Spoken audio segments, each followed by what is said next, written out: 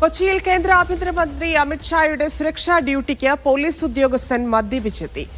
KAP assistant commandant S. സുരേഷാണ് മദ്യപിച്ചെത്തിയത്. വൈദ്യപരിശോധന നടത്തിയതിന് പിന്നാലെ സുരേഷിനെ മടക്കി അയച്ചു. MK ഷുക്കൂർ ചേരുന്നു. ഷുക്കൂർ, വിവരങ്ങൾ. 2 ദിവസത്തെ സന്ദർശനത്തിനായി ഇന്നലെ രാത്രി 10 മണിയോടെയാണ് കേന്ദ്ര ആഭ്യന്തരമന്ത്രി അമിത്ഷാ കൊച്ചിയിലെത്തിയത്. നെടുമ്പാശ്ശേരി വിമാനത്താവളത്തിൽ എത്തിയ അമിത്ഷായെ സ്വീകരിക്കാൻ BJPയുടെ പ്രധാനപ്പെട്ട നേതാക്കളെല്ലാം തന്നെ എത്തിയിരുന്നു.